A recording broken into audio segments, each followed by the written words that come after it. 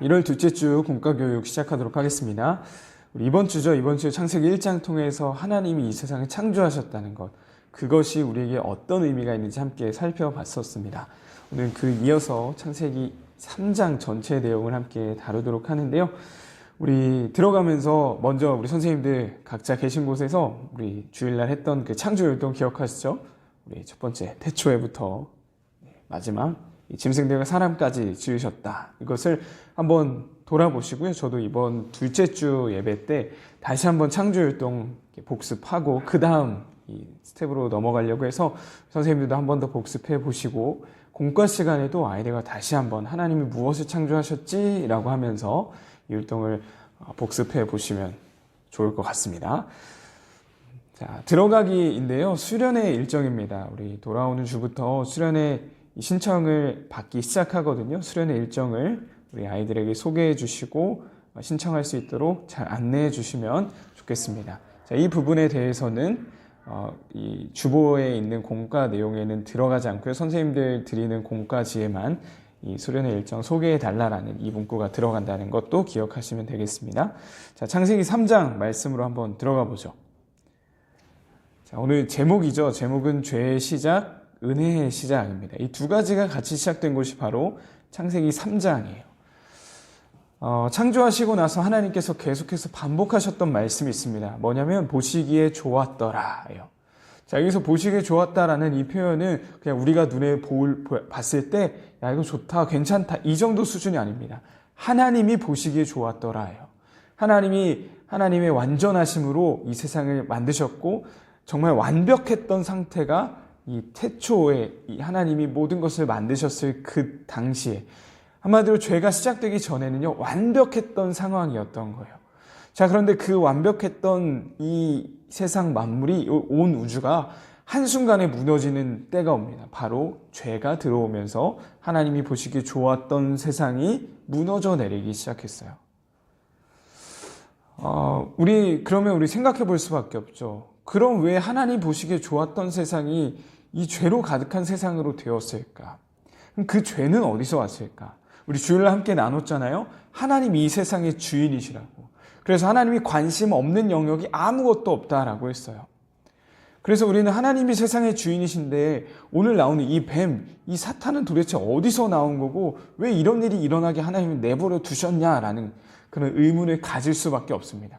아마 조금이라도 고민해 보시고 생각해 보셨더라면 이러한 고민 누구나 한 번쯤은 해보셨을 거예요. 그리고 우리 아이들도 마찬가지지 않을까 싶습니다.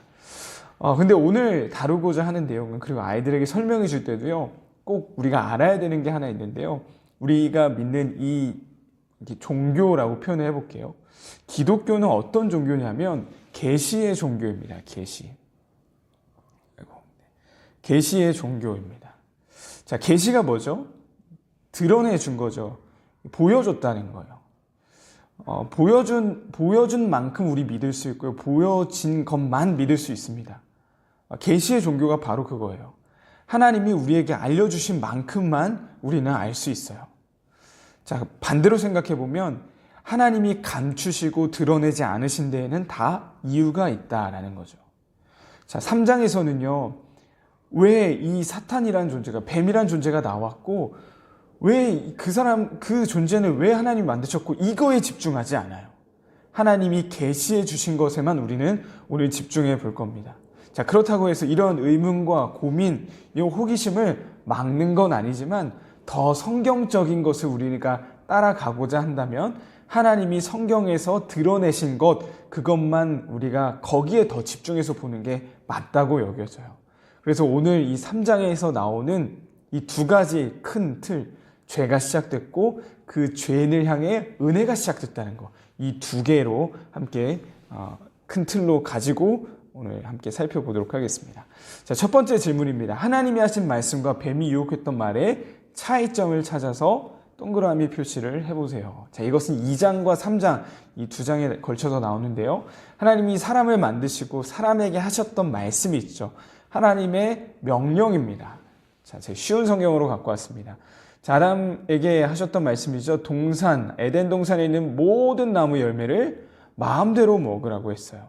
자, 그러나 선악을 알게 하는 나무의 열매만은 먹지 말아라 했습니다.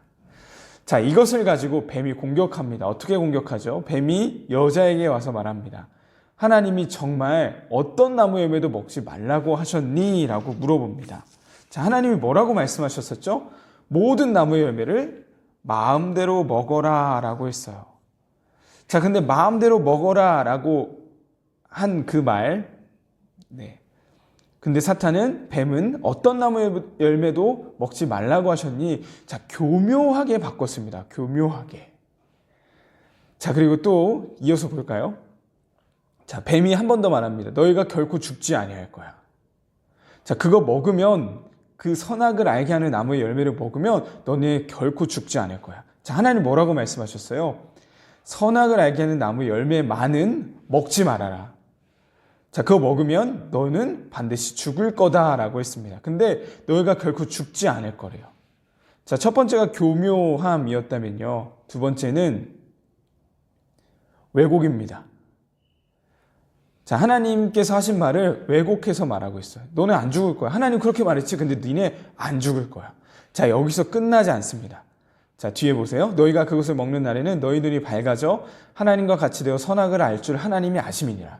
자, 여러분 이거 누가 말한 건가요? 하나님이 그런 말씀하신 적 있나요? 없어요. 자, 그래서 세 번째는 뭡니까? 거짓입니다. 거짓.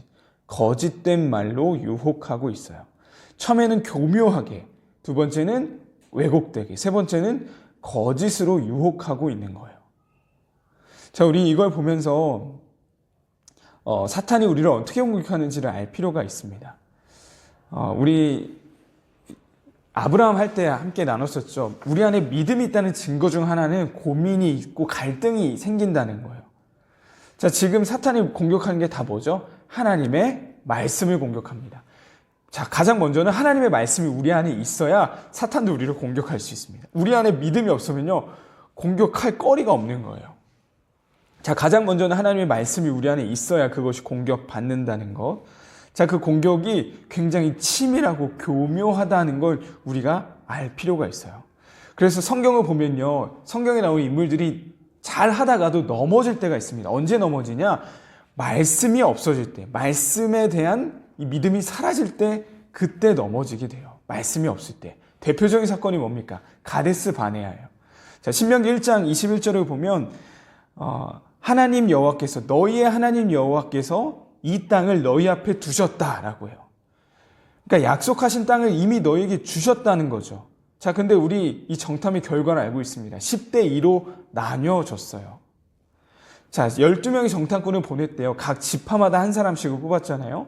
자, 여러분 누굴 뽑았을까요?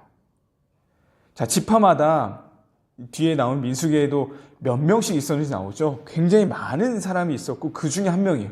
치열한 경쟁률을 뚫고서 믿음 가장 좋은 사람들, 그런 사람들 뽑아서 갔을 거라고요. 근데 그 사람들이 눈에 보이는 대로만 봤을 때 그 안에 하나님의 약속의 말씀이 사라졌을 때요, 그들이 무너졌다라는 거예요. 자, 그래서 신명기 1장 26절, 그러나 너희가 올라가기를 원하지 아니하고 너희 하나님 여호와의 명령을 거역했다. 그러니까 말씀이 사라졌을 때 그들이 실패했다라는 걸 이 정탐꾼들을 통해서도 우리는 알 수 있는 거예요. 자, 또 누가 있을까요? 아브라함, 이삭을 기다리지 못하고 결국 이스마엘을 먼저 낳게 되죠. 베드로는 어떻습니까? 물 위로 와라. 예수님 말씀 믿고 갔는데요, 그 말씀 믿고 가니까 걸을 수 있었어요. 자, 근데 반대로 이 불어오는 풍랑을 보니 그때 빠지게 되는 겁니다. 공통점이 뭔가요? 하나님의 말씀이 없어요. 결국 우리에게 말씀이 있어야 죄의 길로 가지 않을 수 있는 겁니다. 마귀의 공격에 치밀함이 있다는 것, 결국 살아있는 하나님의 말씀을 통해서 우리가 굳건히 세워져 있어야 된다는 걸 처음 이 죄의 시작을 통해서도 우리는 알 수 있는 겁니다. 자, 그래서 우리 답에 다 기록을 해드렸습니다. 교묘했고 왜곡시켰고 마지막에 거짓되게 유혹을 했다는 거.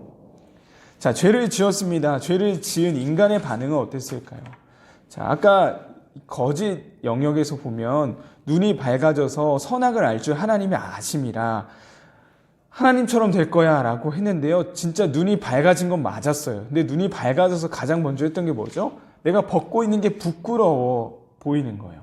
자, 부끄러워서 무화과 나뭇잎으로 몸을 가렸고, 자, 8절에 이런 표현이 있습니다. 인간의 반응입니다. 하나님의 낯을 피하여서 동산 나무 사이에 숨었어요.